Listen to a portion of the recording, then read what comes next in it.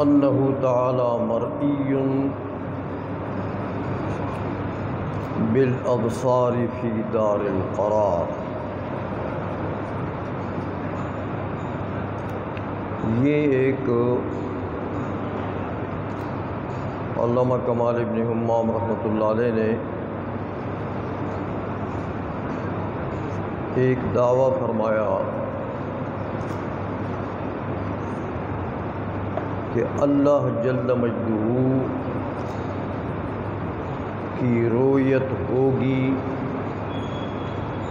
فی دار القرار، جنت میں انشاءاللہ۔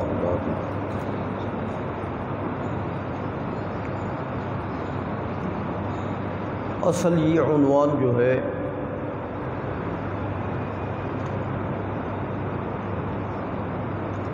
علامہ کمال ابن حمام رحمۃ اللہ علیہ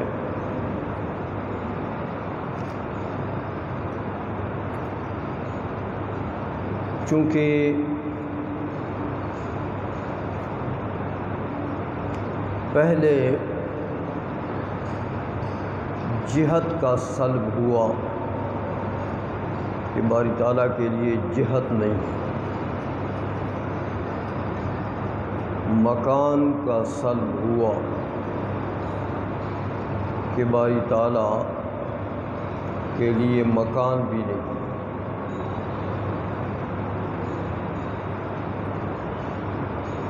اب آپ جانتے ہیں کہ دنیا میں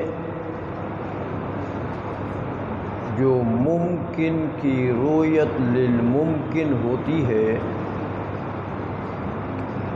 تو وہ بدون جہت یا بدون مکان نہیں ہو سکتی۔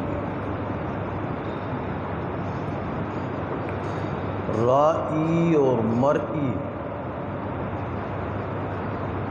دونوں ہی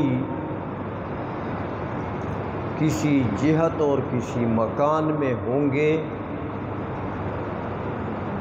تو پھر جب ان کے باصرے کا مقابلہ آ جائے مرئی سے تو رؤیت ہو جاتی ہے۔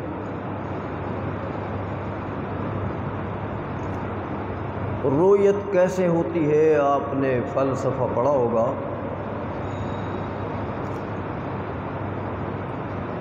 رؤیت کے متعلق فلاسفہ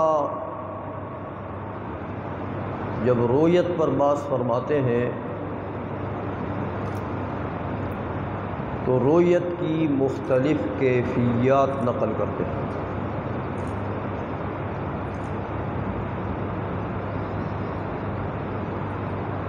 ان کیفیات میں سے ایک کیفیت یہ نقل کرتے ہیں کہ رائی کی آنکھ سے ایک شعاع نکلتی ہے اور وہ شعاع مرئی کے سطح محسوس پر جا کر منطبق ہو جاتی ہے۔ مثلا یہ مرئی ہے، میری آنکھ سے ایک شعاع نکلا، میں نے جب ایسا دیکھا تو شعاع جا کر اس مرئی جسم کے سطح محسوس پر منطبق ہو جاتا ہے، تو رؤیت، اس کی رؤیت ہو جاتی ہے۔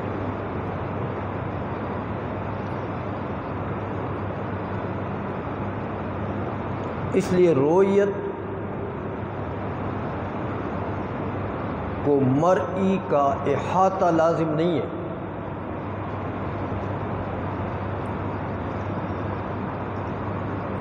کہ مرئی کے تمام جسم کا یا جمیع سطوح کا وہ احاطہ کرے، یہ رؤیت کو لازم نہیں ہے،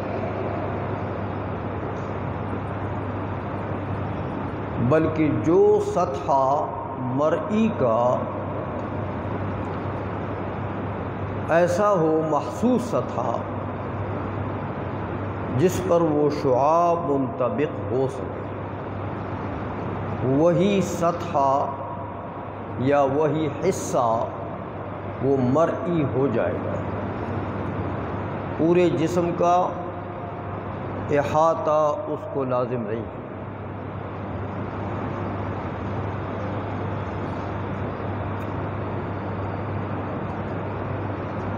یہ مخلوق کی بات کر رہا ہوں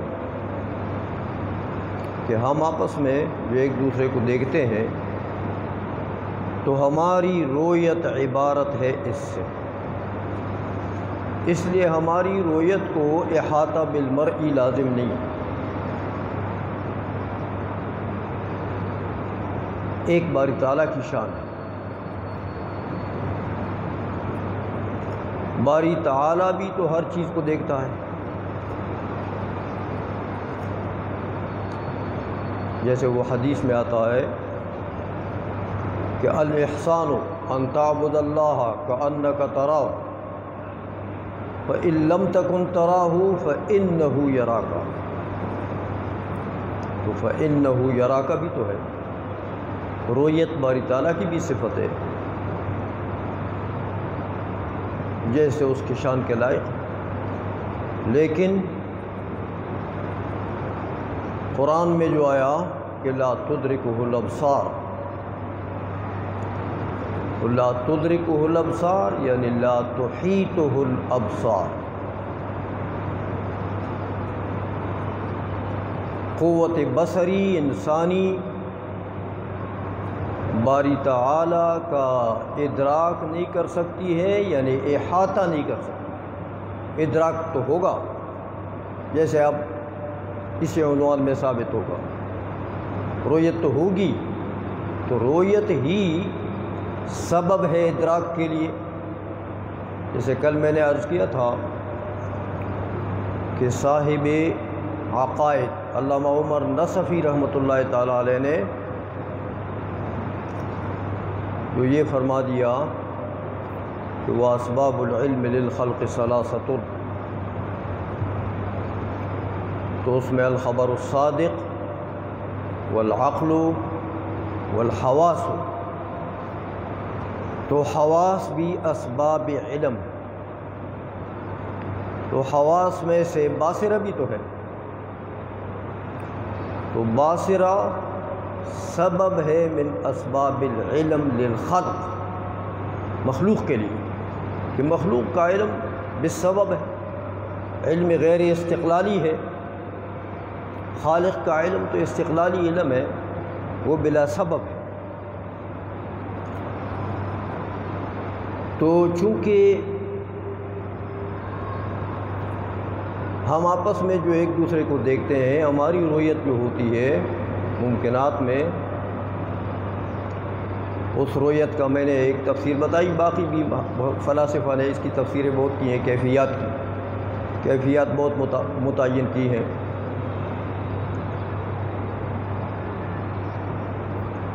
لیکن بہرحال رویت الممکن للممکن یہ جہت سے خالی نہیں ہوتی، یا تو دونوں رائی مرئی جہت میں ہوں گے یا کم از کم ایک تو ہوگا۔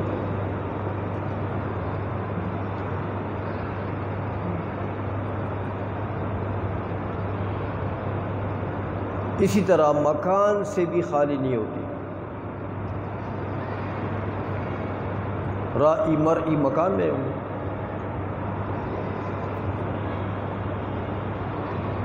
تو پہلے اس سے آپ نے پڑھا مختلف اصول میں کہ باری تعالیٰ کے لیے مکان بھی نہیں ہے،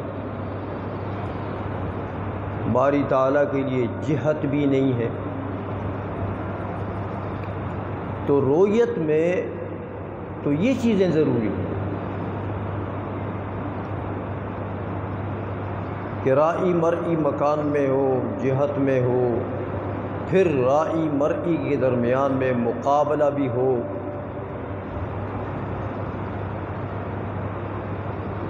تو اگر باری تعالیٰ کے لیے مکان نہیں اور جہت بھی نہیں ہے تو اس کا تقاضا تو پھر یہ ہے کہ باری تعالیٰ کی رؤیت بھی نہیں ہوگی۔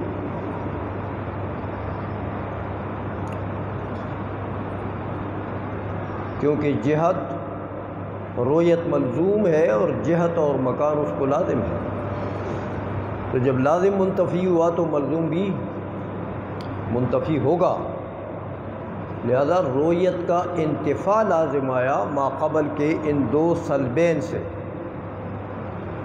سلب جہت اور سلب مکان سے رؤیت کا انتفاع لازم آیا۔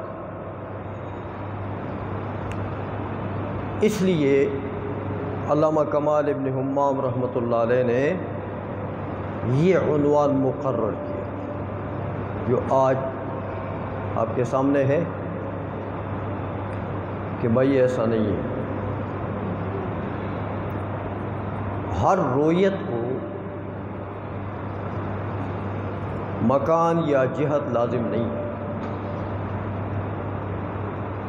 یہ تو رؤیت الممکن للممکن ہو، وہاں بغیر جہت کے یا بغیر مکان کے یا بغیر مقابلے کے یہ رؤیت نہیں ہو سکتی ہے،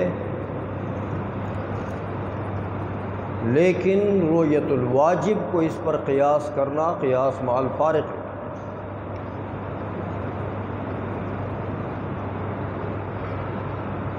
واجب کی رؤیت بغیر جہت کے، بغیر مکان کے، بغیر مقابلہ کے ہوگی کہ وہاں یہ چیزیں نہیں ہوں گی۔ نرائی مرئی کے درمیان میں مقابلہ ضروری ہے، نرائی مرئی کے لیے جہت ضروری ہے، نرائی مرئی کے لیے مکان ضروری۔ تو مرئی جو ہے وہ ان تمام قیود سے منزہ ہے، جہت سے بھی منزہ ہے، مکان سے بھی منزہ ہے، تقابل سے بھی منزہ ہے، لیکن رؤیت اس کے باوجود ہوگی۔ تو اصل بات یہ ہے، میں نے عرض کیا کہ رؤیت سبب علم ہے،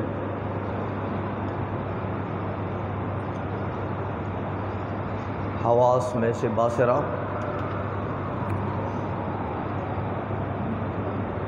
علماء متکلمین اس کو بھی ثابت کرتے ہیں کہ رؤیت سبب علم ہے، اور رؤیت کہتے کس کو ہے، رؤیت کا مآل کیا ہے؟ تو سمجھانے کے لیے ایک نظیر پیش کرتے ہیں۔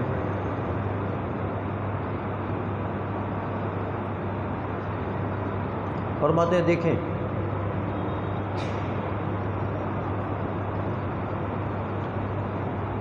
ایک شے ایسی ہو جو آپ نے ابھی دیکھی نہیں ہے،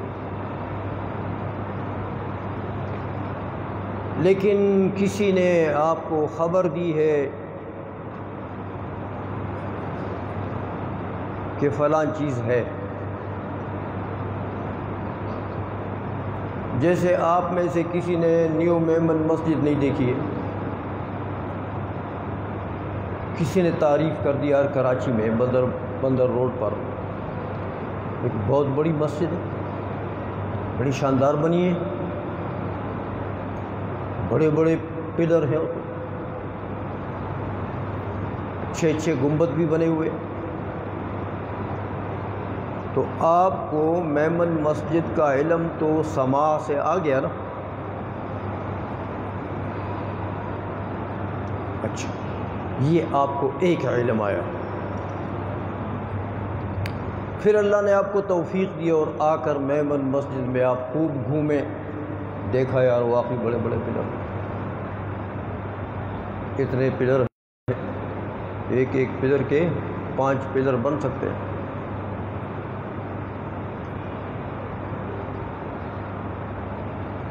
تو آپ نے دیکھا، پہلے بھی آپ کو علم تھا کہ نیو میمن مسجد ہے، جب آپ نے دیکھا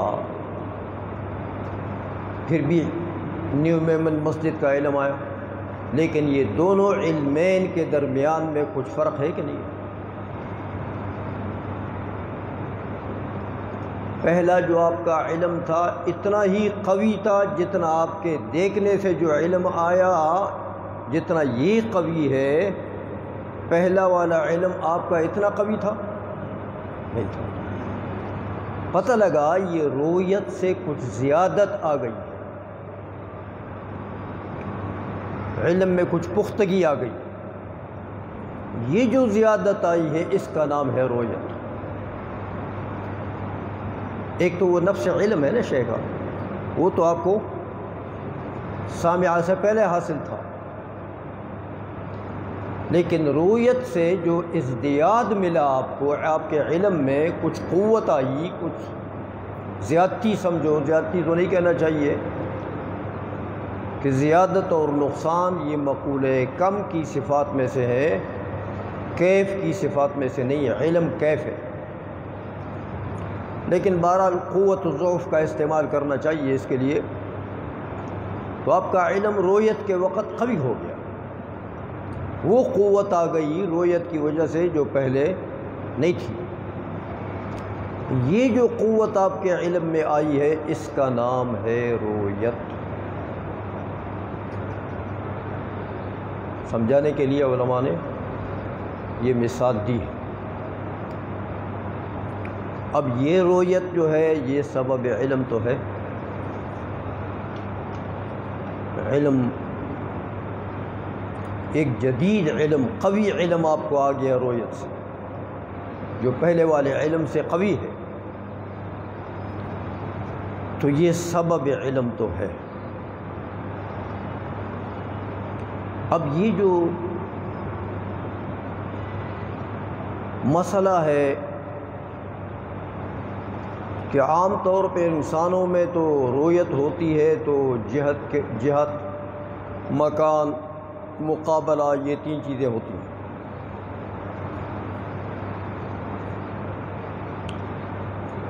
عادتاً رؤیت تو ایسی ہے، عادی رؤیت تو اس طریقے سے۔ اب آیا یہی رؤیت بغیر ان تین چیزوں کے بھی ممکن ہے، یہی رؤیت بغیر مقابلے کے، یہی رؤیت بغیر جہت کے، یہی رؤیت بغیر مکان کے، کہ مرئی کے لیے نہ جہت ہو، نہ مکان ہو، نہ مرئی کے ساتھ رائی کا مقابلہ۔ ان تین جو عادی رؤیت کے لیے ضروری ہیں تین چیزیں، کیا ان تین چیزوں کے بغیر بھی رؤیت ہو سکتی ہے؟ یہ ہے مسئلہ نزاعی بین المعتزلہ و اہل السنہ،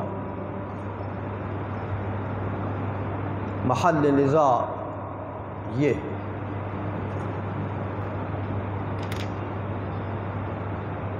اہل سنت قاطبتاً فرماتے ہیں کہ یہ رؤیت جو میں نے محل متعین کر دیا، یہ رؤیت اہل سنت کے نزدیک قاطبتاً عقلاً ممکن ہے، عقلاً ممکن ہے۔ عقلاً ممکن کا کیا مطلب؟ یعنی اس کے ثبوت اور وجود سے کوئی محال لازم نہیں آئے گا، یہ ثابت ہو جائے۔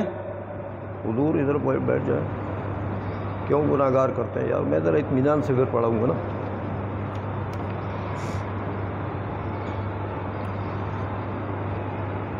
تو یہ محل نزاع جو رؤیت ہے، معتزلہ کہتے ہیں کہ عقلاً یہ ممتنع ہے، نہیں ہو سکتا۔ اہل سنت کہتے ہیں عقلاً ممکن ہے۔ اور پھر اہل سنت کہتے ہیں کہ سمعاً یہ واقع بھی ہے، عقلاً ممکن، سمعاً واقع، یعنی دلائل سمعیہ سے اس کا وقوع بھی ثابت ہے آخرت میں۔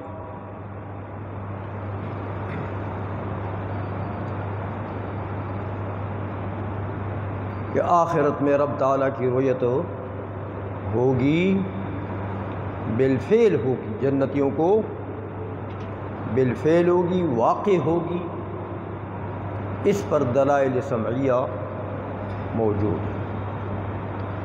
علامہ کمال ابن حمام 2-3 کو نقل کریں گے۔ تو یہ ہے محل نزاع کہ معتزلہ اس رؤیت کو ممتنع عقلاً کہتے ہیں، تو وقوع کا تو سوال پیدا نہیں ہوتا۔ اہل سنت کہتے ہیں کہ عقلاً ممکن ہے، ممتنع نہیں ہے، اور سمعاً واقع بھی ہے۔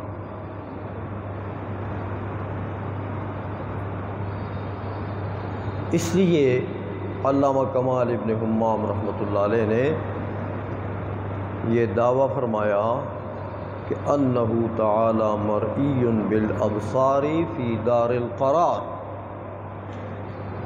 مرئی یعنی باری تعالی مرئی ہوگا، باری تعالیٰ کی رؤیت ہوگی بالابصار۔ دیکھیں، رؤیت کے اصل میں 2 اطلاقات آتے ہیں، ایک رؤیت علمی بدون البصر، بدون الحاسہ، سواء کان حاصلا بالعقل او بالسمع، لیکن حاسے سے نہ ہو، تو رؤیت بمعنی علم بھی آتا ہے، رؤیت علمی کہلاتی ہے۔ ایک رؤیت اپنے حقیقی معنی میں، رؤیت بالبصر۔ اسی لیے کمال ابن حمام رحمۃ اللہ علیہ نے بالابصار لگا دیا کہ رؤیت علمی مراد نہیں ہے، رؤیت بصری مراد، اپنا معنی حقیقی مراد ہے۔ البتہ محل رؤیت دار القرار ہے۔ دنیا میں باری تعالیٰ کی رؤیت بصری میں علماء نے اختلاف کیا، اہل سنت نے بھی اختلاف کیا۔ بعضوں نے کہا ممکن بھی ہے، واقع بھی، بعضوں نے کہا نہیں، واقع نہیں، امکان ہے دنیا میں بھی، لیکن واقع وقوع کے منکر ہیں بعض اہل سنت، اور بعض امکان اور وقوع دونوں کے قائل ہیں دنیا میں بھی۔ دلائل آ رہے ہیں۔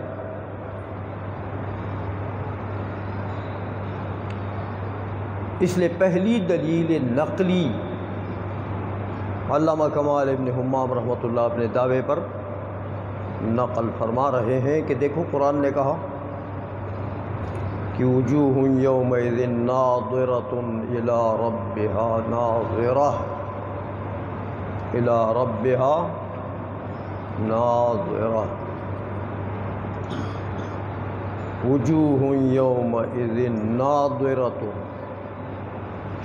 اس دن بعض چہرے تر و تازہ ہوں گے، ناظرہ تازہ ہوں گے۔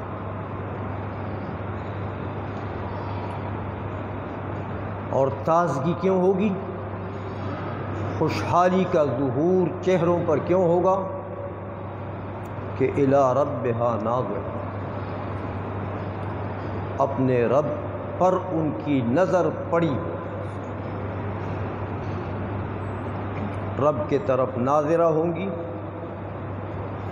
یعنی ان کی نظر باری تعالیٰ کے جمال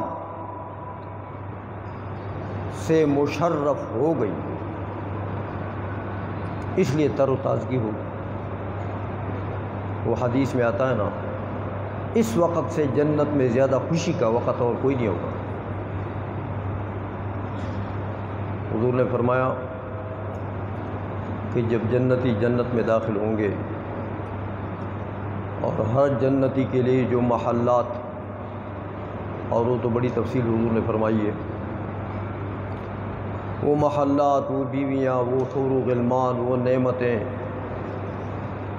وہ بگلے، وہ عیاشیاں، سب وہاں مہیا ہوں۔ یہاں تو ہمیں عیاشیوں سے روکا گیا ہے نا، اس لیے کہ ہمارے حصے کی بھی عیاشیاں ہیں، لیکن وہ یہاں نہیں ہیں۔ ہم بھی عیاشیاں کریں گے انشاءاللہ۔ جو لوگ یہاں عیاشیاں کرتے ہیں شاید وہاں محروم ہو جائیں۔ تو جب حضور نے فرمایا کہ یہ جنتی جب داخل ہو جائیں گے اور اپنے ساری نعمتیں جو باری تعالیٰ نے ان کو دیے جنت میں، سب کا جب ملاحظہ کر لیں گے تو اللہ جل مجدہ کی طرف سے ایک آواز آئے گی کہ جنتیوں اور کچھ چاہیے، اور کچھ چاہیے۔ یہ کہیں گے مولا تو نے تو اتنا کچھ دیا ہے کہ یہ تو تصور میں نہیں آتا تھا، اور کیا مانگے؟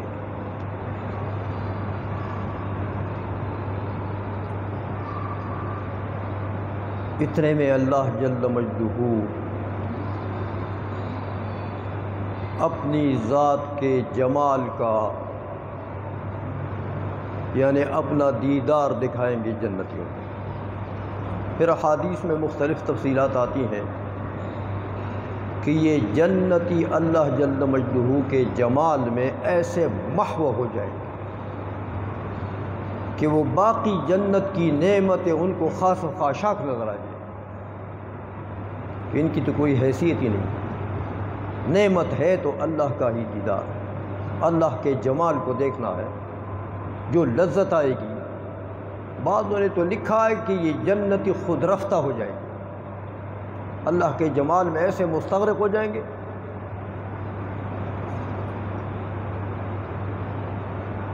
لیکن یہ بار بار سوال تو ہوگا، اللہ جل مجدہ جنتیوں سے پوچھے گا اور کچھ چاہیے؟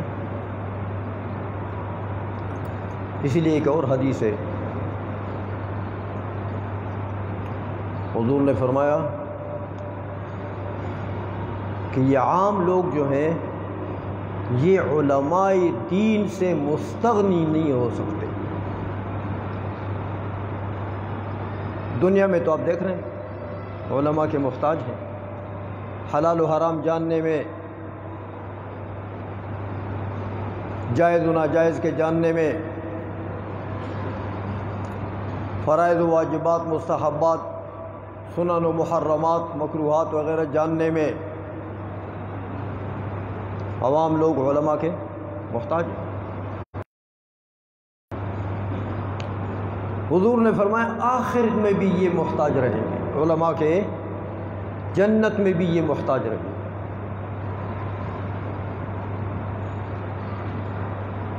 فرمایا کہ جب ایک مرتبہ اللہ جل مجدہ پوچھے کہ جنتیوں کیا چاہیے، کیا چاہیے؟ اب علماء کو پتہ ہے علم دین کی وجہ سے کہ جنت میں کون کون سی نعمتیں کس کو ملیں گی اور کون کون سی کس کے مرتبے کی نہیں ہوں گی، علماء کو پتہ ہے۔ تو یہ عوام لوگ تو جس جنت کے جس درجے میں ہوں گے وہی خوش ہوں گے، تو بس یہ نعمتیں ہیں جنت کی ساری، باقی اوپر کے درجے کی نعمتوں کا ان کو کیا پتہ ہے؟ وہ تو علماء کو پتہ ہے کہ اوپر کے درجے میں کیا ہے۔ حضور فرماتے ہیں کہ جب اللہ پوچھے گا کہ کیا چاہیے اور چاہیے، یہ آپس میں مشورہ کر لیں گے کہ بھئی وہ تو ہمیں تو یہ جو دیا ہے یہ بھی ہمارے تصور میں نہیں آ رہا تھا، تو اور مانگے کیا؟ ہماری تو عقل نہیں کام کر رہی ہے کہ مزید کیا مانگے۔ تو کچھ بزرگ ہوں گے جنتی، وہ کہیں گے یار جائیں اپنے علماء کے پاس، ان سے پوچھیں کہ اور کیا مانگے۔ یہ جنتی علماء کے پاس آئیں گے، جناب اللہ نے یہ نعمتیں تو ہمیں دی ہیں، وہ تو کہتا ہے کہ اور کچھ چاہیے تو اور کیا مانگے۔ علماء بتائیں گے کہ باقی تمہارے پاس یہ نہیں ہے نا، وہ یہ مانگو۔ تو یہ عام لوگ جنت میں بھی علماء سے مستغنی نہیں ہو سکتے، وہاں بھی علماء سکھائیں گے کہ فلاں فلاں نعمتیں تمہارے پاس نہیں ہیں اس درجے میں، تم سے اوپر کے درجے میں یہ فلاں فلاں نعمتیں ہیں، یہ مانگو۔ بہرحال یہ تو ایک ضمنی بات کی آ گئی، لیکن وجوہ یومئذ ناظرہ، پہلی دلیل الی ربہا ناظرہ، تو نظر اپنے رب کی طرف، تو جو ناظر ہوتا ہے وہ رائی ہوتا ہے۔ نظر اپنے معنی میں، نظر علمی معنی میں نہیں، رؤیت بمعنی علم نہیں ہے، اپنے بصری نظر۔ الی ربہا ناظرہ، تو پتہ لگا کہ جب نظر رب کی طرف یہ جنتی کریں گے تو رب مرئی بنے گا نا، تو یہ جنتی کیا بنیں گے؟ رائی۔ تو رؤیت رائی اور مرئی کے درمیان میں نسبت کا نام ہے، تو رؤیت متحقق ہو گئی ہے۔ ایک تو اس دلیل سے، دلیل نقلی، دوسری دلیل علامہ کمال ابن حمام رحمۃ اللہ علیہ کہتے ہیں، یہ تو قرآن کی نص ہے، وقولہ صلی اللہ علیہ وسلم هل تضامون فی رؤیت القمر لیلۃ البدر لیس بینکم وبینہ سحاب کذالک ترون ربکم، کہ حضور نبی کر، ویسے یہ حدیث، یہ شرح اگر آپ نے پڑھی ہے، اس کی تو مطالعہ کیا ہے تو مختلف روایت سے اس کو نقل کیا ہے یہاں بھی، اور صحیحین میں تو تقریباً وہ سارے طرق جو ہیں وہ موجود ہیں۔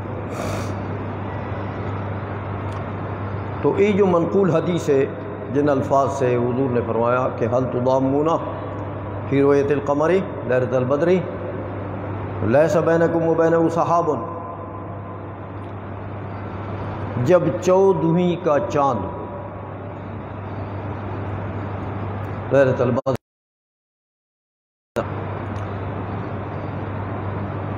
تو 14ویں کا چاند مکمل ہوتا ہے نا، اس کی روشنی کو ڈھانپنے والی اگر چیز ہے تو کوئی سحاب قسم کی چیز ہوگی،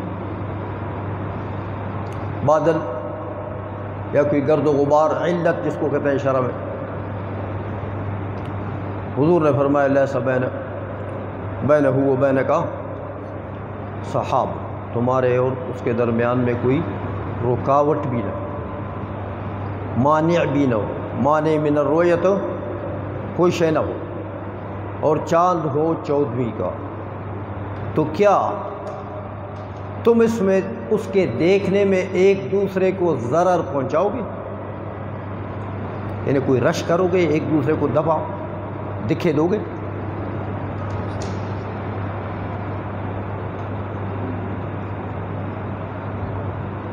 تو جیسے اس مقام پر دیکھیں، یہ اصل میں تضامون کا لفظ، اس میں بھی اشارہ ہے کہ جب کسی چیز کے دیکھنے میں لوگ رش کریں، ایک دوسرے کو دفع کریں، دکھے دیں، تو پھر ایک رؤیت میں ایک حالت شک کی پیدا ہو جاتی ہے، کیونکہ لوگوں کی توجہ تو ایک دوسرے کو دکھے دینے میں ہو جاتی ہے، تو اصل مقصود جو ہے اس کی رؤیت تامہ حاصل نہیں ہوتی، پوری توجہ اس کی طرف تو نہیں ہوئی، ادھر دکھم پھیل کی طرف ہو گئی توجہ۔ اس لیے تضامن کا لفظ مطلب یہ کہ کیا موجب شک کوئی چیز ہے یہاں پر؟ نہیں ہے۔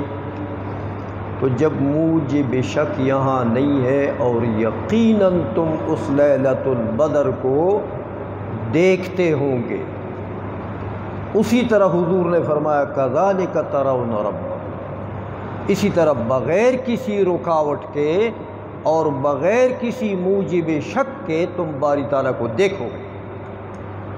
حدیث کا یہ مطلب ہے کہ تمہیں باری تعالیٰ کی رؤیت میں کوئی شک بھی نہیں ہوگا، تمہیں یقین ہوگا کہ ہم نے اپنے رب کو دیکھا ہے۔ اس طریقے سے رب کا دیدار ہوگا تمہیں۔ یہ دوسری دلیل نقلی۔ تیسری دلیل نقلی فرماتے ہیں وَنَفْسِ سوال موسیٰ علیہ السلام الرؤیتا، کہ موسیٰ علیہ السلام نے جب رب کریم سے سوال کیا طور پر عند المعراج، جب کلام کیا نا رب سے، تو رب کے کلام سن کر جو لطف آیا، جو مزہ آیا، کلام ایسا تھا کہ من کل الجہات کلام ہو رہا ہے۔ ہم تو کلام کرتے ہیں تو کہہ رہا آمنے سامنے سے آپ کو کلام کر رہا ہوں، میرے ادھر سے تو آواز نہیں نکلتی،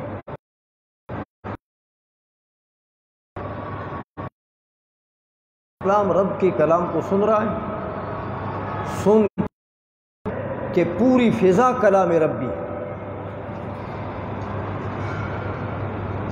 کوئی ایک جہت سے نہیں بات،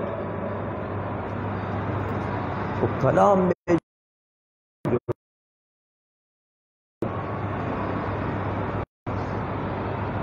کہ کلام میں اتنی لذت ہے تو اس کے دیدار میں کتنی لذت ہوگی۔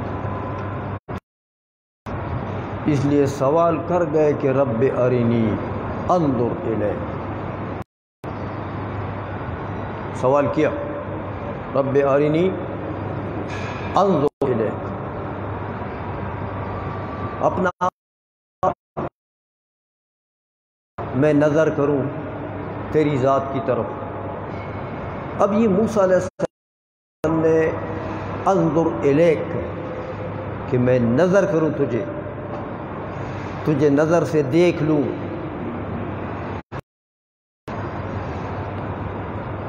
علامہ کمال ابن حمام رحمۃ اللہ علیہ فرماتے ہیں کہ یہ نفس سوال کی بات کر رہا ہوں۔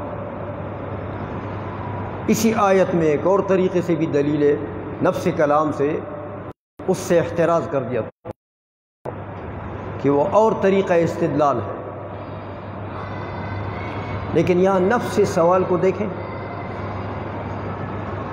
معتزلی کہتا ہے رب کو نہیں دیکھ سکتے، ممتنع ہے رؤیت۔ کمال ابن حمام رحمۃ اللہ علیہ فرماتے ہیں کہ یہ بتاؤ کہ اس معتزلی کو اپنے رب کی صفات کا زیادہ علم ہے کہ باری تعالیٰ کے لیے کون سی چیز ممکن ہے، کون سی چیز ممتنع ہے، کس چیز سے باری تعالیٰ موصوف ہو سکتا ہے، کس سے نہیں ہو سکتا۔ اس معتزلی کو زیادہ علم ہے یا اللہ کے کلیم کو زیادہ علم ہے؟ ایھا البصیر، فرماتے ہیں جواب دو ذرا۔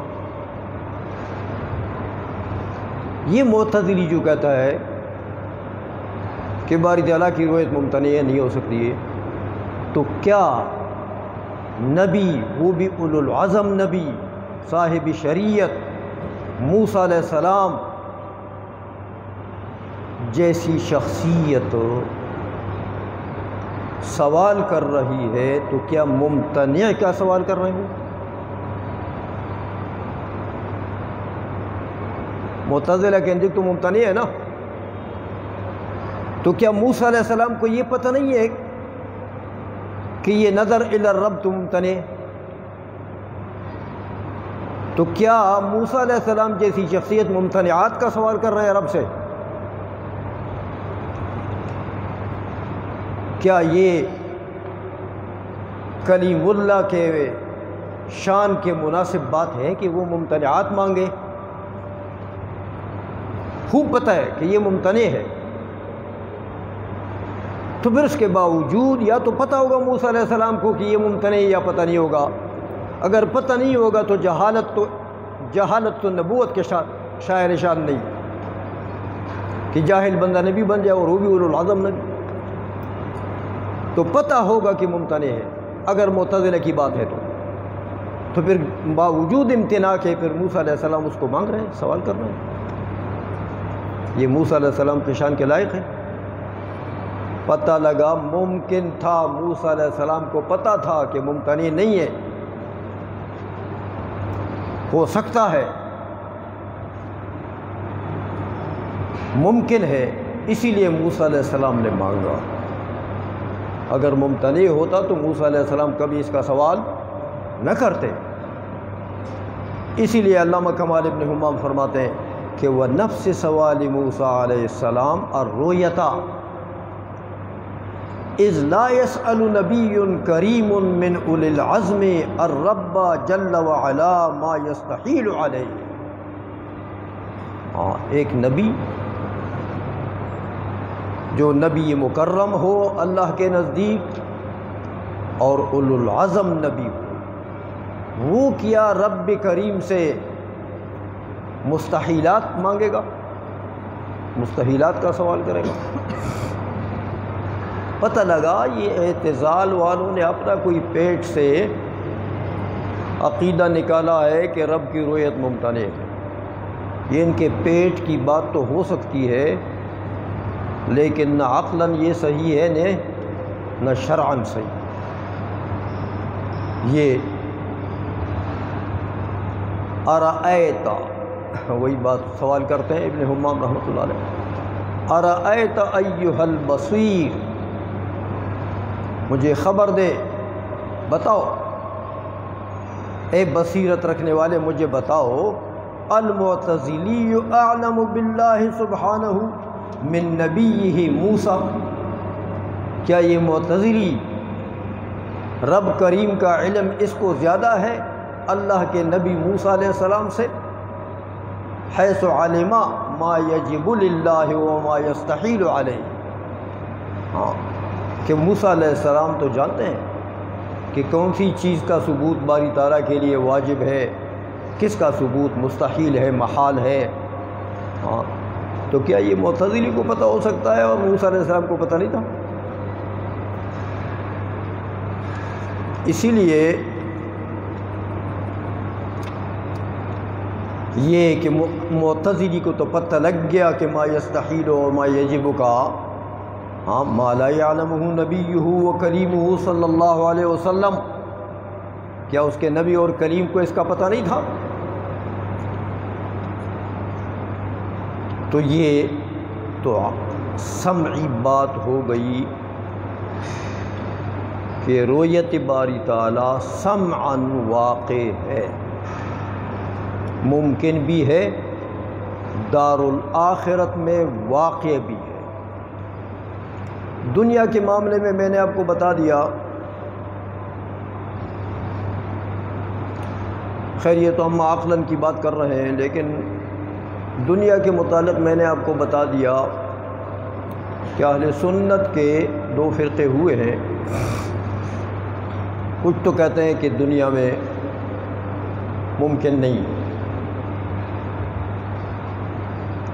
کچھ اہل سنت فرماتے ہیں کہ دنیا میں ممکن بھی ہے، واقع بھی ہے۔ وقوع کی دلیل حضور نبی کریم صلی اللہ علیہ وسلم کے شب معراج کے دیدار کی بات کرتے ہیں۔ جمہور صحابہ اس کے قائل ہیں کہ شب معراج میں حضور نبی کریم صلی اللہ علیہ وسلم کو دیدار ہوا ہے، رب کریم کو دیکھا۔ ایک ام المومنین اور ایک دو صحابی جن سے بھی غالباً علامہ قسطلانی نے شرح بخاری میں ام المومنین سے رجوع نقل کیا کہ انہوں نے اپنے قول سے رجوع کیا، تو وہ بھی بات ختم ہو گئی۔ تو دنیا میں ممکن بھی ہے، واقع بھی ہے کہ وقوع بدون امکان نہیں ہو سکتا، وجوب تو یہاں ہے نہیں، تو مواد میں سے ایک امکان رہ گیا جو واقعی چیزیں، ممتنع تو واقعی نہیں ہوتا۔ تین مادے ہیں، وجوب، امتناع، امکان۔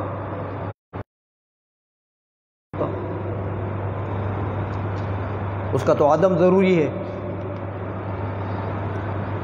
عدم اس کا واجب ہے۔ تو واجب واقع ہوتا ہے، نفس الامر میں پایا جاتا ہے، واجب تعالیٰ کی ذات، یا ممکنات،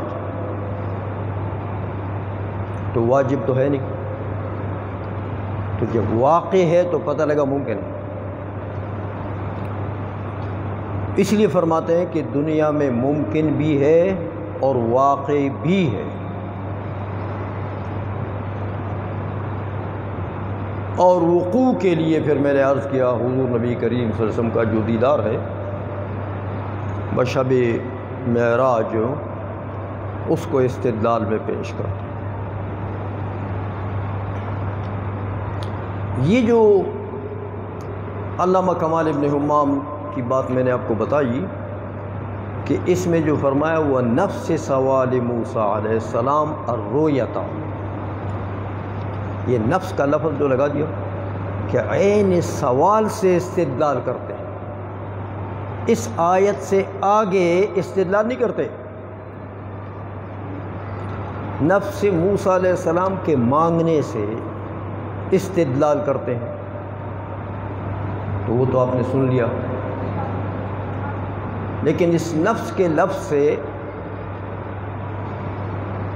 کمال ابن حمام رحمۃ اللہ علیہ نے اصل وہ دوسرے استدلال کی طرف اشارہ کیا کہ اس آیت میں ایک اور دلیل بھی ہے امکان رؤیت کی، اور وہ یہ کہ جب موسیٰ علیہ السلام نے سوال کیا کہ رب ارنی انظر الیک،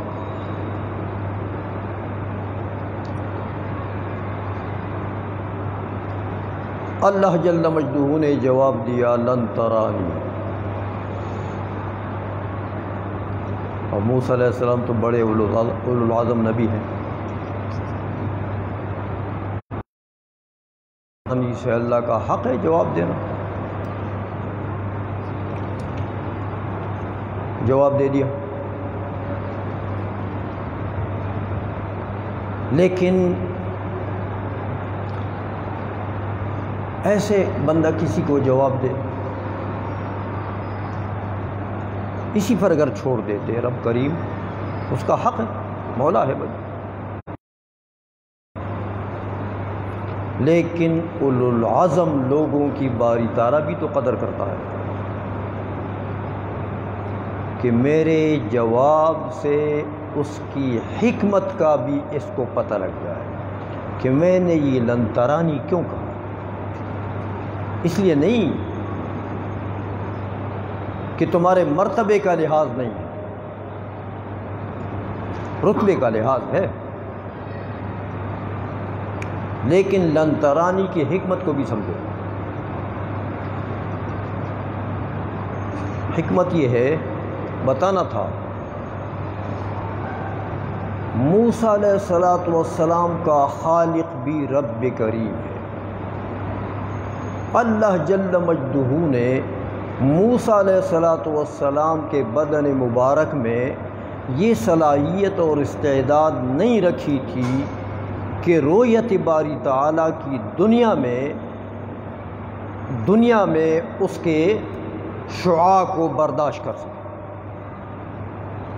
دنیوی بدن میں خالق وہی ہے، اس کو پتہ تھا کہ میں نے موسیٰ علیہ السلام کے بدن میں کتنی صلاحیت رکھی، کتنا کچھ برداشت کر سکتے ہیں، کتنا کچھ نہیں برداشت کر سکتے، یہ بتانے کے لیے کہ میں نے تو تمہارے بدن میں اپنی رویت کی طاقت کو، قوت کو برداشت کرنے کی صلاحیت ہی نہیں رکھی ہے، اس لیے تمہیں کہہ رہا ہوں کہ لن ترانی۔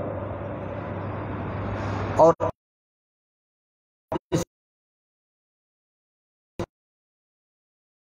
وَلَكِنِ انظُرْ إِلَى الْجَبَلِ، اس جبل کو دیکھو، پہاڑ کو۔ فَلَمَّا تَجَلَّى رَبُّهُ لِلْجَبَلِ جَعَلَهُ دَكًّا وَخَرَّ مُوسَىٰ صَاعِقًا۔ رب کریم نے جب اپنے نور کے شعاع کا ایک جلوہ کوہ طور پہاڑ پر ڈال دیا تو جعلہ دکا، پہاڑ کو تو ریزہ ریزہ کر دیا، اور موسیٰ علیہ السلام نے اس ایک تجلی کو دیکھا، انجام کیا ہوا؟ وخر موسیٰ صاعقا، موسیٰ علیہ السلام بے خود ہو کے گر گئے۔ یہ دیکھا آپ نے، یہ جو منظر موسیٰ علیہ السلام کو دکھایا گیا، ورنہ اس کی ضرورت نہیں تھی، باری تعالیٰ کو کیا ضرورت ہے؟ لیکن موسیٰ علیہ السلام کی تسلی کرنے کے لیے کہ تو مانگ تو رہا ہے کہ رب ارینی، لیکن اس رویت کی صلاحیت، اس کا برداشت، وہ تو میں نے تمہارے بدن میں نہیں رکھی ہے۔ وہ ایک نبی آخر الزمان آئے گا جن میں یہ صلاحیت میں رکھو، یہ ان کا حصہ۔ اور آپ نے دیکھا کہ معراج میں حضور نبی کریم صلی اللہ علیہ وسلم نے، جمہور صحابہ کا یہ عقیدہ ہے کہ حضور کا دیدار کیا انہی آنکھوں سے کیا، سر کے آنکھوں سے کیا۔ تو یہ فرمایا، دیکھو یہاں پر یہ جو باقی اضافہ کیا باری تعالیٰ نے، تو اس سے استدلال کی طرف اشارہ کرتے ہیں ابن حمام رحمۃ اللہ علیہ کہ دیکھو جب موسیٰ علیہ السلام نے رب ارینی کہا، اللہ نے فرمایا لن ترانی، تو پھر لن ترانی کے بعد رویت کو معلق کر دیا کس سے؟ وَلَكِنِ انظُرْ إِلَى الْجَبَلِ فَإِنِ اسْتَقَرَّ مَكَانَهُ فَسَوْفَ تَرَانِي، اگر یہ جبل اپنے مکان پر مستقر رہا، فَسَوْفَ تَرَانِي، تو رویت کو معلق کر دیا استقرار جبل سے۔ اس لیے علماء لکھتے ہیں کہ استقرار جبل باوجود اس شعلے کے یہ امر ممکن ہے، عقلاً امر ممکن ہے۔ تو امر ممکن کے ساتھ باری تعالیٰ نے رویت کو معلق کر دیا، اور معلق بالممکن ممکن ہوتا ہے۔ اس آیت سے بھی پتہ لگا کہ عقلاً باری تعالیٰ کی رویت ممکن ہے، اس لیے کہ اس کو معلق کیا امر ممکن کے ساتھ۔ امر مستحیل کے ساتھ اگر اس کی تعلیق ہوتی تو پھر دلیل امکان نہ ہوتا۔ یہ نفس کے لفظ سے، وہ نفس سوالی موسیٰ، اس سے علامہ کمال ابن حمام رحمۃ اللہ علیہ نے اشارہ کیا کہ ایک دلیل یہاں پر نفس موسیٰ علیہ السلام کا سوال ہے، لیکن دوسری دلیل اس آیت میں امکان رویت کی اور بھی ہے، اور وہ یہ دلیل ہے۔ بہرحال یہ تین دلائل تو سمعاً، دلائل سمعیہ نقلیہ، حضرت کمال ابن حمام رحمۃ اللہ علیہ نے پیش کر دیے کہ رویت جو ہے یہ سمعاً ممکن ہے، اور دار الآخرت میں واقع بھی ہے۔ اب بات آ گئی ہے، سمعاً کی بات ختم ہو گئی ہے، اب بات آ گئی ہے عقل کی، کہ عقل کیا کہتی ہے؟ فرمایا اما عقلاً، دیکھو میاں عقلاً بھی فرماتے ہیں ممکن ہے، عقلاً بھی ممتنع یا محال نہیں ہے، ممکن ہے، کیونکہ جو شے ممتنع ہو، آپ نے پڑھا ہے ممتنع کے وقوع سے محال لازم آتا ہے۔ ممتنع کہتے ہی اس کو ہے کہ جس کے وجود سے اس کا وجود اگر فرض کیا جائے، وجود نفس امری تو اس کا ہے نہیں، تو اس کا وجود اگر فرض کیا جائے تو محال لازم آئے گا۔ اور آپ نے پڑھا ہے کہ ایک محال دوسرے محال کو مستلزم ہوتا ہے، تو جب وہ محال ہے تو اس کا وجود فرض کرو گے تو لازم اس کو محال ہوگا۔ تو یہاں دیکھیں باری تعالیٰ کا دیدار اگر ہم فرض کریں گے تو کون سا محال لازم آئے گا؟ کچھ نہیں۔ تو جب محال لازم نہیں آتا، پتہ لگا کہ یہ ممکن ہے، یہ محال ہوتا تو پھر یہ مستلزم محال آخر کو ہوتا۔ تو جب اس کو ہم فرض بھی کرتے ہیں کہ حضور نے دیکھا، رب کریم کو دیکھا، کون سا محال لازم آ گیا؟ کچھ نہیں۔ اس سے پتہ لگتا ہے کہ عقلاً بھی رؤیت باری تعالی ممکن ہے، اس لیے فرمایا وَأَمَّا عَقْلًا فَلِأَنَّهُ غَيْرُ مُؤَدٍّ إِلَى الْمَحَالِ، کہ یہ مؤدی الی المحال نہیں ہے، مستلزم للمحال نہیں ہے۔ تو جب مستلزم للمحال نہیں ہے تو پتہ لگا کہ ممکن ہے۔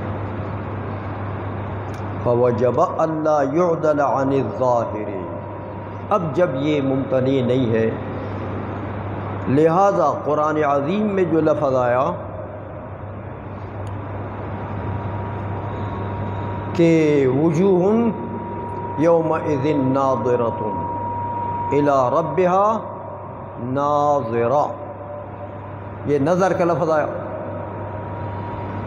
فرمایا کہ جب دیدار بالابصار ان آنکھوں سے ممکن ہے تو حقیقت پر جب تک عمل ممکن ہو مجاز کی طرف نہیں جایا جاتا۔ تو الی ربہا ناظرہ، ناظرہ کا حقیقی معنی کیا ہے؟ یہ آنکھ سے دیکھنا، آنکھ سے دیکھنا۔ نظر امام راغب اصفہانی رحمۃ اللہ علیہ دوسرے بہت سے علماء نے لکھا ہے کہ نظر کس کو کہتے ہیں؟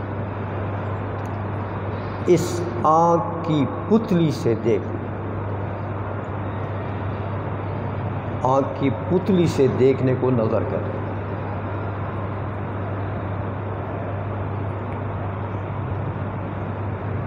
تو نظر کا یہاں حقیقی معنی ہے، اس لیے کہ حقیقت یہاں پر متعذر تو نہیں ہے۔ اگر حقیقی معنی مراد لینا متعذر ہوتا تو پھر مجبوراً مجاز کی طرف جاتے، کوئی اور معنی ڈھونڈتے اس کے لیے کہ چلو یار نظر بصری نہیں ہے تو علمی ہے، لیکن فلا یعدل، فرمایا اس حقیقت سے عدول عن الظاہر نہیں کیا جائے گا، اذ العدول عنہ عند عدم امکانہ، کہ ظاہر سے تو عدول اس وقت کیا جاتا ہے جب حقیقت ممکن نہ ہو، تو جب حقیقت ممکن ہے تو پھر عدول جائز نہیں ہے، مجازی معنی کی طرف جانا جائز نہیں ہے۔ اب اس کی طرح تھوڑی سی تفصیل فرماتے ہیں کہ وَذَلِكَ أَنَّ الرُّؤْيَةَ نَوْعُ كَشْفٍ وَعِلْمٍ لِلْمُدْرِكِ بِالْمَرْئِي يَخْلُقُهُ اللَّهُ تَعَالَى عِنْدَ مُقَابَلَةِ الْحَاسَّةِ لَهُ بِالْعَادَةِ، فرماتے ہیں عادتاً، تو رؤیت پہلے میں نے آپ کو بتا دیا کہ عادی رؤیت تو یہ ہے کہ جب رائی اور مرئی کے درمیان میں مقابلہ ہو جائے، یعنی حاسہ بصر کا مقابلہ ہو جائے مرئی سے، پہلے میں نے عرض کیا تو اس وقت باری تعالی مرئی کا ایک نوع علم، ایک نوع کشف پیدا فرماتا ہے مدرک کے اندر۔ میں نے یہ چیز، میری نظر اس پر پڑی، یہ مرئی ہے، میں اس کا رائی ہوں، میری نظر اور اس کا آپس میں مقابلہ ہو گیا۔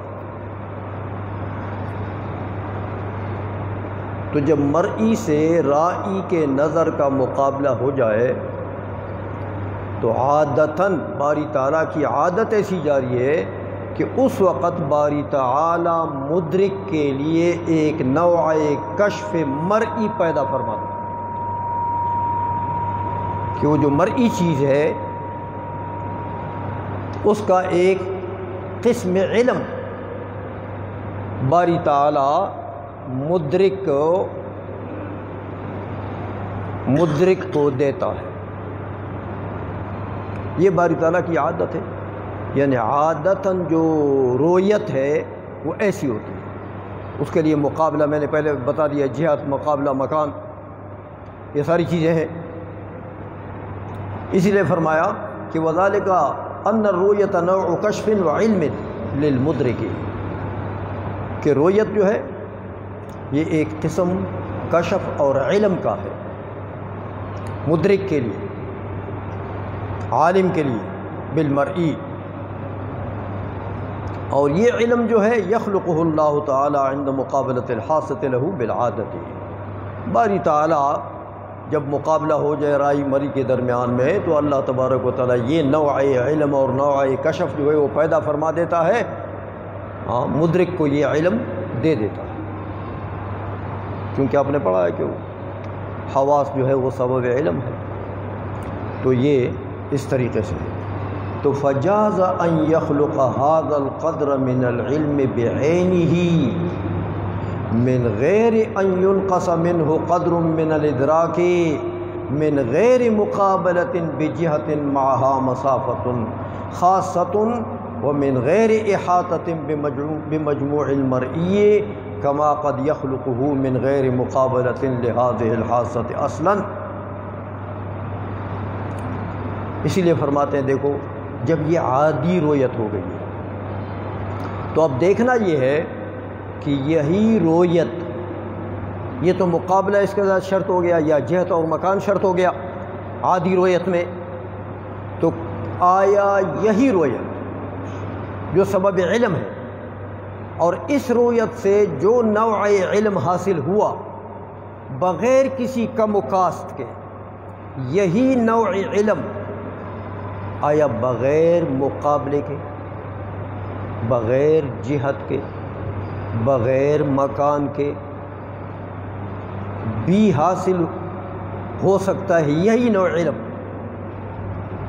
یہی نوع علم جو رویت عادی سے حاصل ہوا، آیا یہی نوع علم بغیر مقابلے کے، بغیر جہت کے، بغیر مکان کے بھی حاصل ہو سکتا ہے؟ تو کہتے ہیں یہ دیکھو عادتاً جس میں مقابلہ بھی تھا، جہت بھی تھا، مکان بھی تھا، تو یہ بتاؤ کہ اس علم کے خلق میں، یہ جو بالحادثہ علم آیا تھا باری تعالیٰ نے اس کو پیدا کیا ہے نا، یخلق اللہ، تو اس علم کے خلق میں مکان کو دخل ہے یہاں پر مکان، ممکنات میں رویت جو ہے اس میں مکان ہے، لیکن کیا اس علم کے خلق میں مکان کو دخل ہے؟ کوئی نہیں۔ اس علم کے خلق میں جہت کو دخل ہے؟ نہیں۔ اس علم کے خلق میں مقابلے کو دخل ہے؟ خالق تو باری تعالیٰ ہے نا، تو جب باری تعالیٰ عادتاً، یہ تو عادت جاری ہے باری تعالیٰ کی کہ ممکنات میں جو رویت ہوتی ہے وہاں مقابلہ بھی ہونا چاہیے، جہت بھی ہونا چاہیے اور مکان بھی ہونا چاہیے۔ تو جب ان چیزوں کو خلق باری تعالیٰ میں دخل نہیں ہے تو کیا وہ بغیر ان چیزوں کے خلق علم نہیں کر سکتا؟ یہی علم، اس کا خلق باری تعالیٰ بغیر ان چیزوں کے نہیں کر سکتا۔ تو جب وہ قادر کر سکتا ہے تو پھر پتہ لگا کہ یہی علم جس کا سبب رؤیت ہے، اور یہ ایک نوع کشف ہے اور ایک نوع علم ہے، بدون کمی یا زیادتی کے عین یہی علم بدون ان شرائط عادیہ کے بھی حاصل ہو سکتا ہے۔ تو جب بدون ان شرائط عادیہ کے بھی حاصل ہو سکتا ہے تو بدون ان شرائط عادیہ کے پھر وہ کس کے ساتھ رؤیت کا تعلق ہوگا؟ باری تعالیٰ کی ذات کے ساتھ۔ بات سمجھ میں آ گئی علامہ ابن حمام کی؟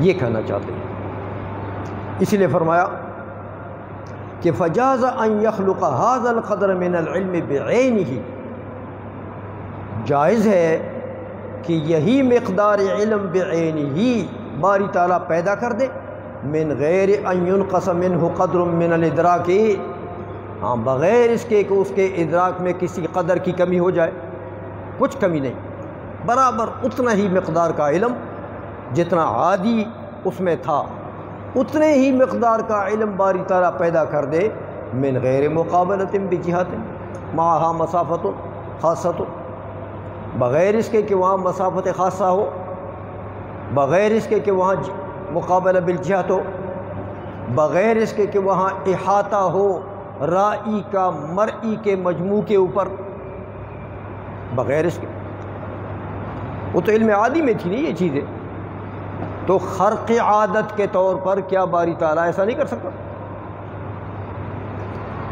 بات سمجھ میں آ رہی ہے علامہ ابن حمام کی؟ بڑی باریک بات کر رہے ہیں۔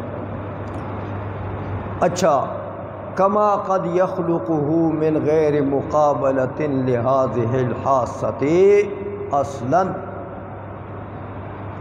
دیکھو میاں دنیا میں بھی مثال دے رہے ہیں کہ دنیا میں بھی خرق عادت کے طور پر باری تعالیٰ نے ایسا کیا ہے، بالفعل کیا ہے کہ وہاں نہ مقابلہ ہے، ہاں نہ جہت کی ضرورت ہے۔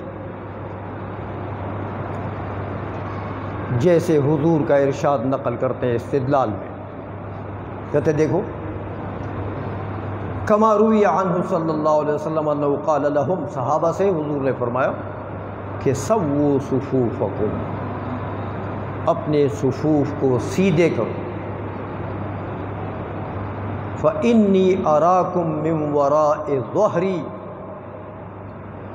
کہ میں تمہیں اپنے پیٹھ پیچھے سے بھی دیکھتا ہوں۔ اب بتائیں پیٹھ پیچھے سے دیکھنا حضور کا، اس کے لیے کوئی مقابلے کی ضرورت ہے؟ ایک صف میں بندہ ادھر کھڑا ہوا ہے اور ایک ادھر کھڑا ہوا ہے، حضور فرماتے ہیں میں ادھر والے کو بھی دیکھتا ہوں ادھر والے کو بھی دیکھتا ہوں پیچھے سے، تو کوئی مقابلہ ہے؟ کوئی مقابلہ نہیں۔ تو دیکھیں خرق عادت کے طور پر اللہ جل مجدہ اس پر قادر ہے کہ اس رؤیت عادیہ کے خلاف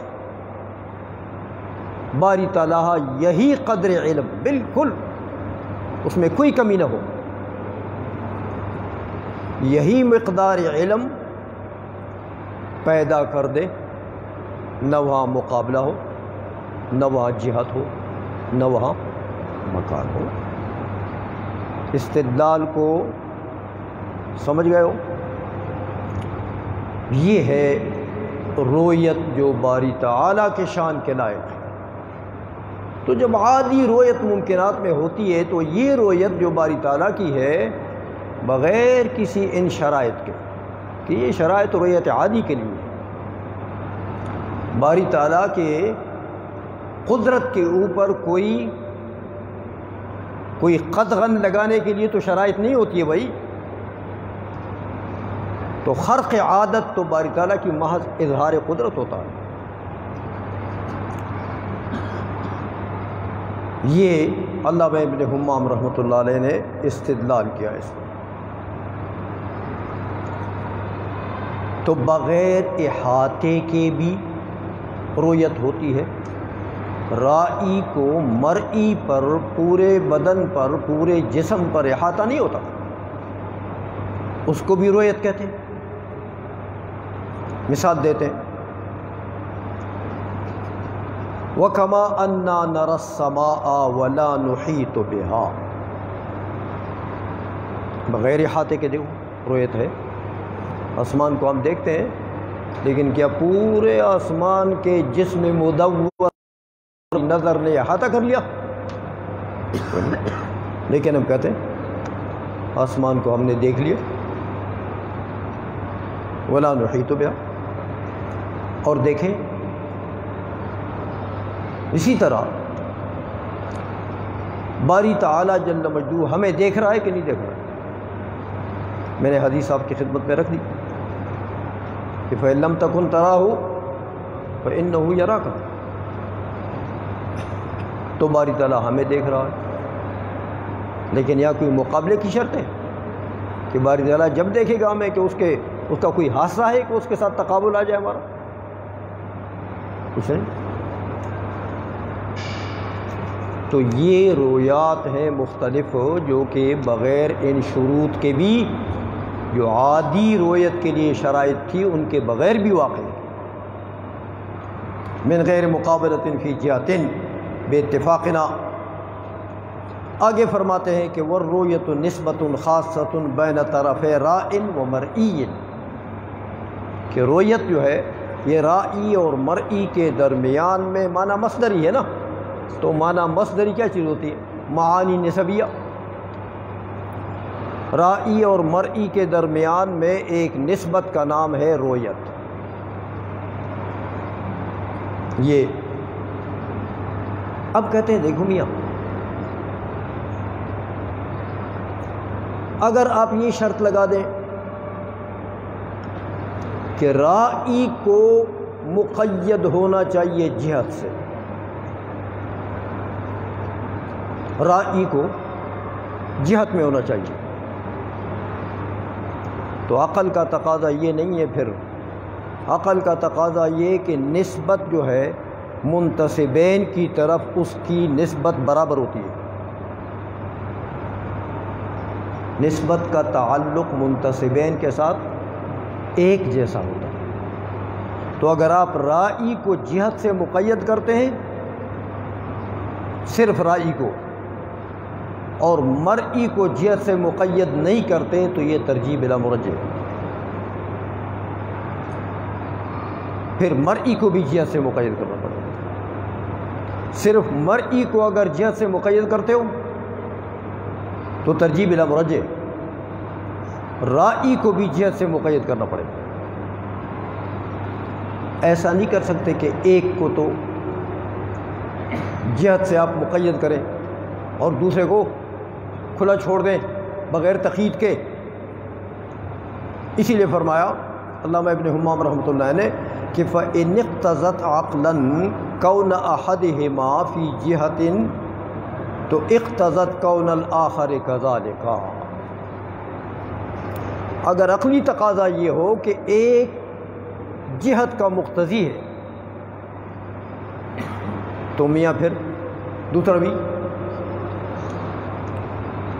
فَإِذَا ثَبَتَ عَدَمُ لُزُومِ ذَلِكَ فِي أَحَدِهِمَا، جب یہ ثابت ہوا کہ میاں جہت کی قید لازم نہیں ہے، جہت کی قید لازم نہیں ہے فی احدہما، رائی مرئی میں سے ایک میں، تو لازم فی الآخر مثلہ، تو دوسرا بھی ایسا ہی ہوگا۔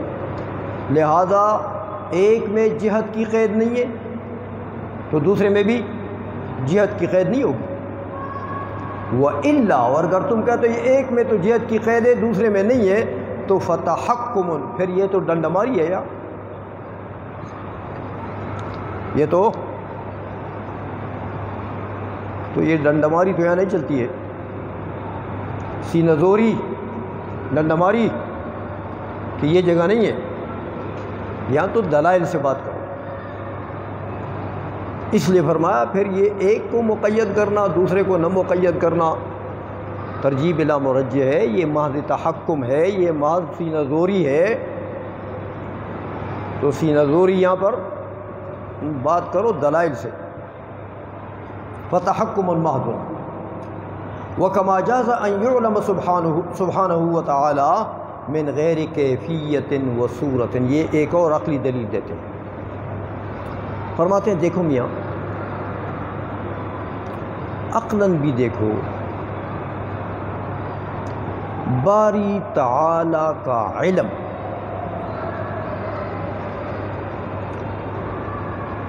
ہمیں ہو سکتا ہے، کیسے ہو سکتا ہے کہ باری تعالی کا علم ہمیں صورت کے ذریعے سے بھی نہ ہو۔ دیکھو ممکنات میں تو ایک ممکن کا علم جو دوسرے ممکن کو آتا ہے حصول صورت سے آتا ہے نا، علم کس کو کہتے ہیں؟ الصورت الحاصلہ من الشیء عند العقل۔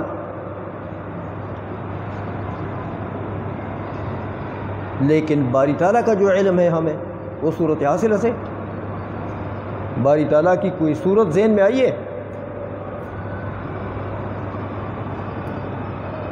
ممکنات میں تو عادی طریقہ تو یہی ہے،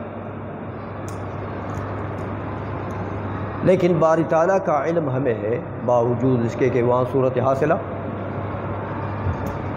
بواسطے صورت نہیں۔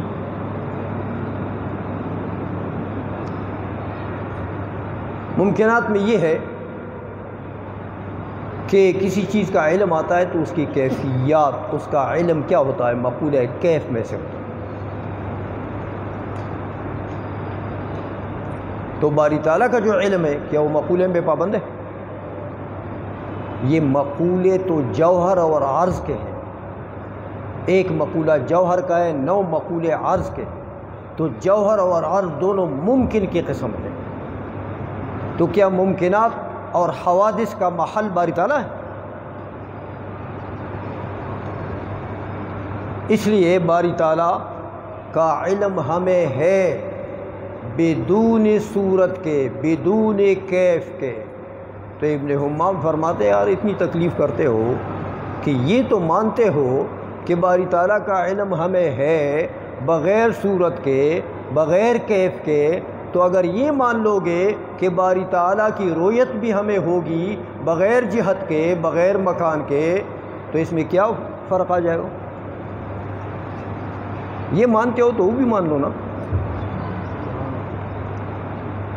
بات سمجھ میں آ گئی ہے؟ اسی لیے فرماتے ہیں کہ دیکھو میں یہ عقلی دلیل دیتے ہیں وَكَمَا جَازَ أَن يُعْلَمَ سُبْحَانَهُ وَتَعَالَى مِنْ غَيْرِ كَيْفِيَّةٍ وَصُورَةٍ، علم باری تعالیٰ کا بغیر کسی کیفیت کے، بغیر کسی صورت کے ہمیں ہے، تو جاز ان یرا کذالک، یہ بھی تو جائز ہے کہ باری تعالیٰ کی رؤیت بھی اسی طریقے سے ہو۔ لما قلنا ان الرؤیت نوع علم خاص، سمجھائیے یہ بھی ایک قسم کا علم کی ایک قسم ہے۔ تو وہ علم مانتے ہو تو یہ رؤیت بھی مان لو بغیر کسی، کون سا استحالہ لازم آ جائے گا اگر یہ مان لو گے تو؟ ابن حمام ہے بھائی بڑے باریک جا رہے ہیں، سمجھ آ رہی ہے نا باتیں؟ میں تو کوشش کرتا ہوں کہ آسان طریقے سے سمجھاؤں۔ اب ایک مسئلہ اور ہو گیا،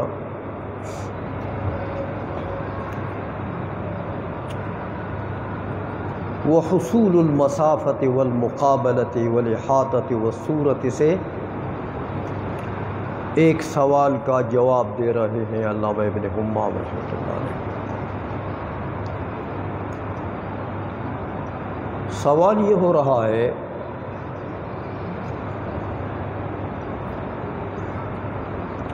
کہ جناب رؤیت ملزوم ہے،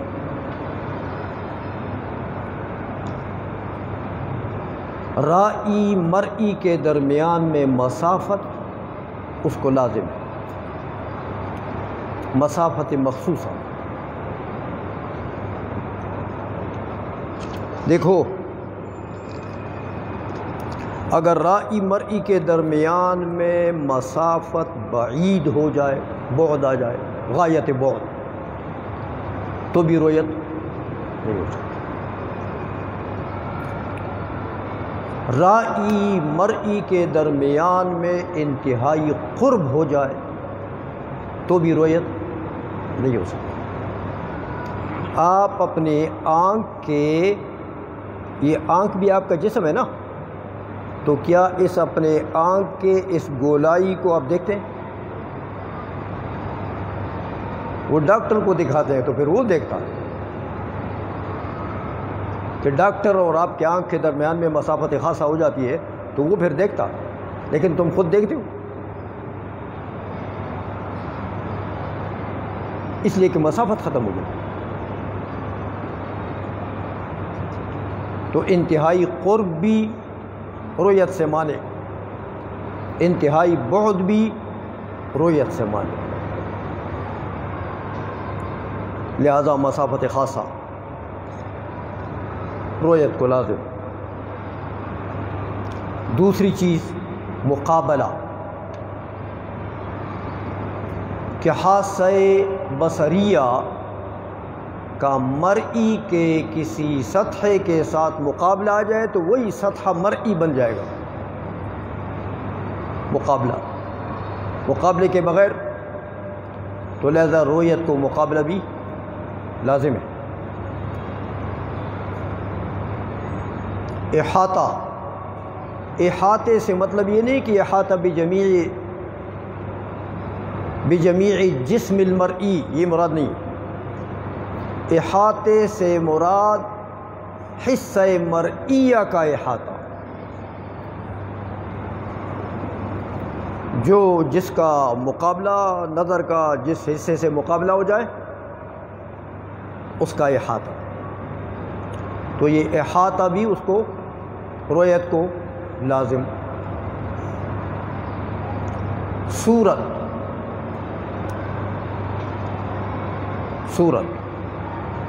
جسم ہے تو آپ نے پڑھا ہے کہ حکماء کے نزدیک جسم مرکب حیولہ صورت سے، تو صورت جسمیہ ہی مرئی ہے، حیولہ مرئی نہیں۔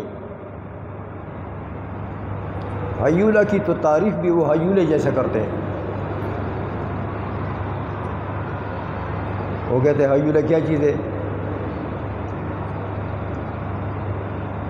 کہتے جوہر لا واحد فی ماہیتہ ولا متعدد، لا متصل فی ماہیتہ ولا منفصل، بل واحد مع الصورة الواحدة ومتعدد بالصور المتعددة ومتصل باتصال الآخر ومنفصل بانفصال الآخر۔ اپنی ماہیت کے اعتبار سے تو لا شے ہے، لیکن کہتے ہیں محل ہے صورت کے لیے، پتہ نہیں کدھر سے لاتے ہیں، لیکن بہرحال حکماء کی ایک اصطلاح تو ہے، متکلمین نہیں مانتے یہ حیولے میولے،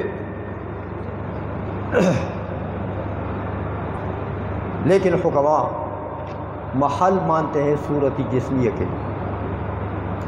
تو مرئی جو ہے وہ صورت جسمیہ ہے، تو صورت کے بغیر کسی بھی جسم کی صورت جسمیہ ہوتی ہے، تو صورت کے بغیر تو رؤیت نہیں ہو سکتی۔ فرماتے ہیں میاں یہ لوازم ہے رؤیت کے، بات سمجھ رہے ہیں؟ یہ لوازم ہے، مسافت مخصوصہ، مقابلہ، احاطہ، صورت،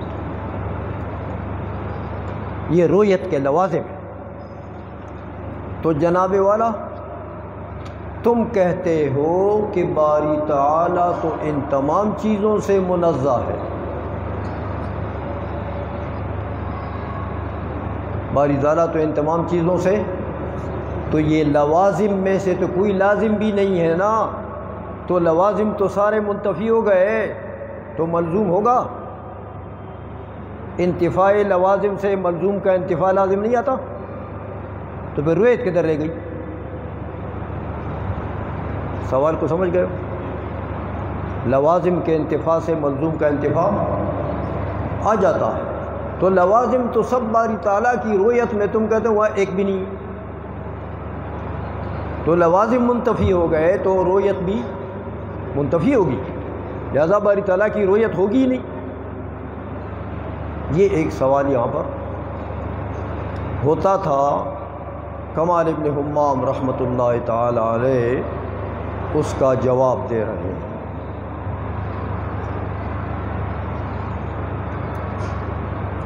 کہتے میاں دیکھو، یہ جو تم نے کہا کہ یہ سب لوازم ہیں رویت کے،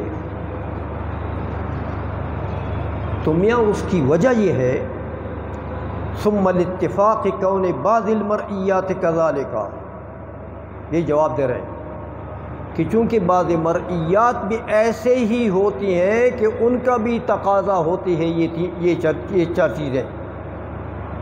کیا مطلب؟ یعنی وہ مرئیات از قبیل اجسام ہوا کرتی ہے،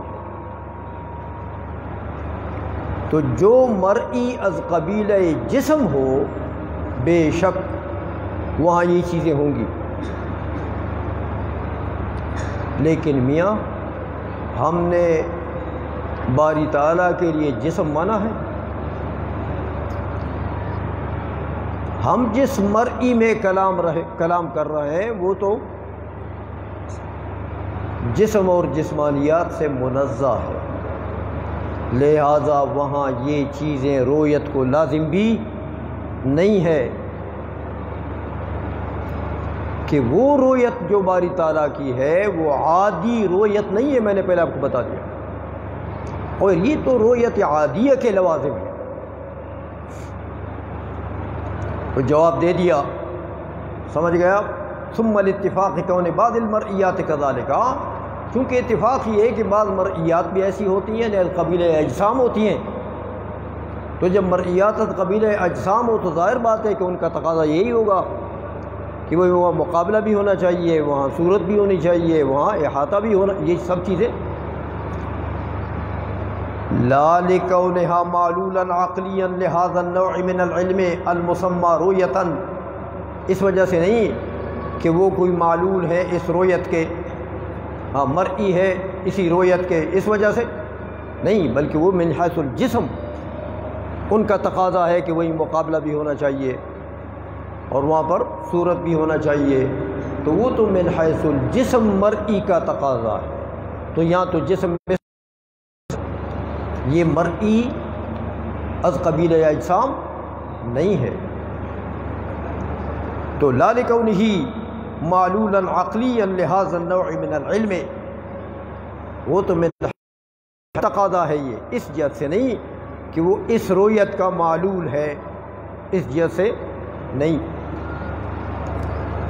رویت لثبوتہ مع انتفاعہا، کہ یہ رویت ثابت ہے مع انتفاعہا، باوجود اس کے کہ یہ سارے لوازم منتفی ہیں، یہ رویت ثابت ہے باوجود اس کے کہ یہ تو شرائط تھے رویت عادی کے لیے، تو ہمارا کلام ہے رویت غیر عادی میں۔ یہ علامہ کمال ابن حمام رحمۃ اللہ علیہ نے رویت کے باری تعالیٰ کے رویت کے دلائل دے دیے۔ الاصل العاشر،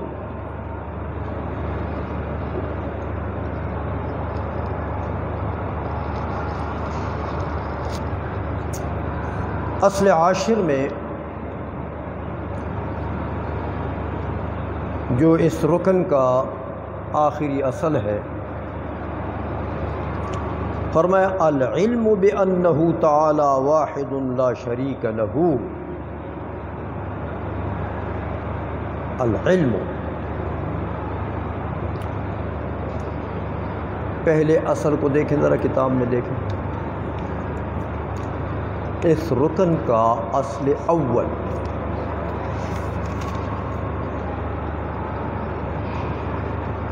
کیا فرمایا تھا؟ الاصل الاول من الرکن الاول العلم بوجودہ تعالی، العلم، اچھا دوسرے میں پھر کیا کہا؟ وہاں العلم کا لفظ ہے، وہاں العلم کا لفظ ہے، تیسرے میں دیکھو العلم کا لفظ ہے، چوتھے میں دیکھو، پانچویں میں دیکھو، چھٹے میں دیکھو، ساتویں میں دیکھو، آٹھویں میں دیکھو، نویں میں دیکھو، العلم کا لفظ نہیں ہے نا۔ اول میں العلم بوجودہ تعالی، آخری اصل میں اس رکن کے العلم بأنہ تعالی، دیکھا، واحد لا شریک لہ، ایک۔ تو اس پر ایک اعتراض ہوتا ہے کہ جناب والا یہ تو تم نے اجمال میں ایک بات کی ہے جو یہ تفصیل اس کے مطابق نہیں ہے۔ آپ کے اجمال سے یہ پتہ لگتا ہے کہ دیکھیں الاول فی معرفت، یہ اجمال میں دیکھیں 20 صفحہ نکالیں،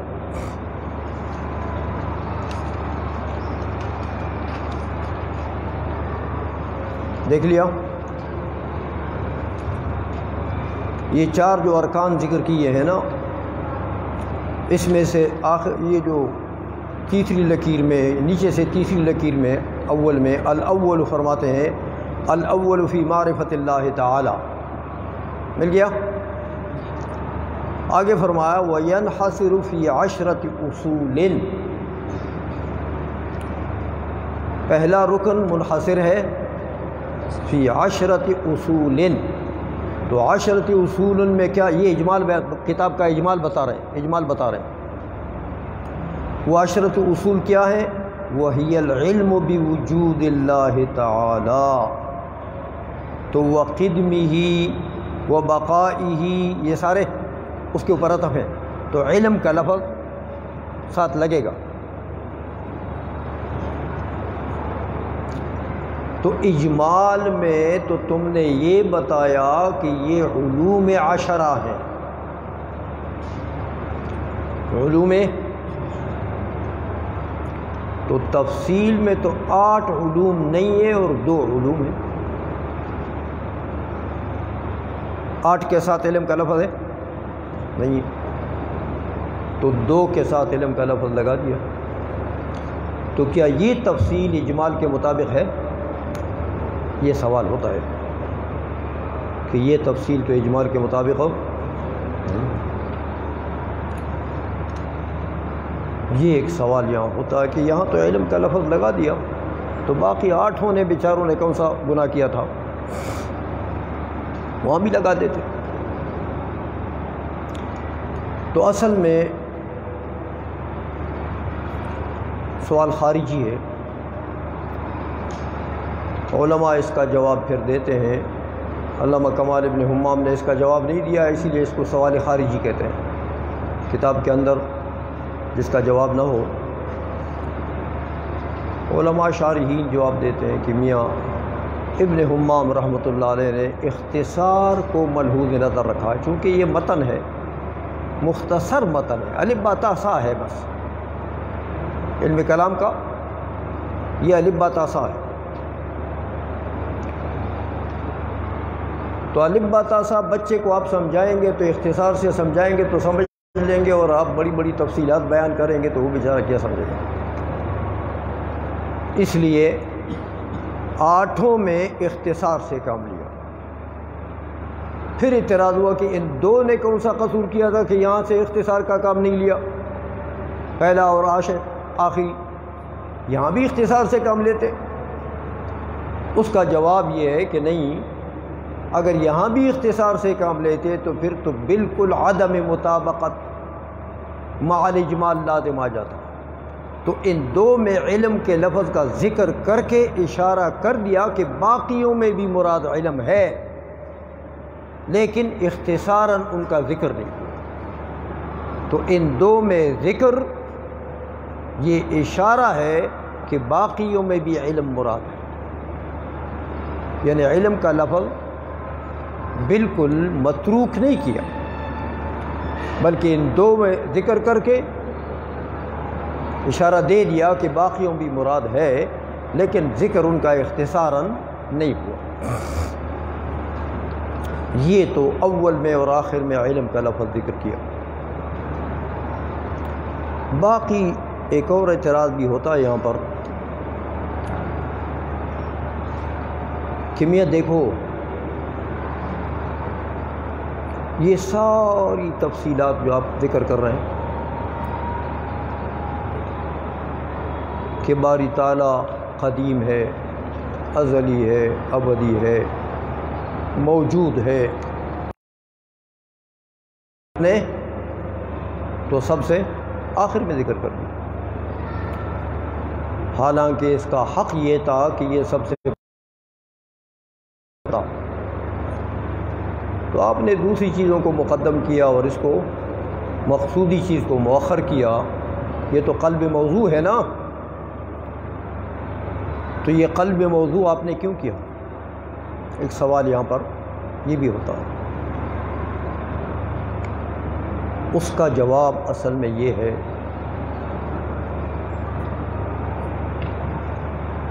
توحید جو ہے اعتقاد ان اللہ واحد، بے شک یہ مقصود ہے، لیکن ان اللہ واحد فی ای شیء،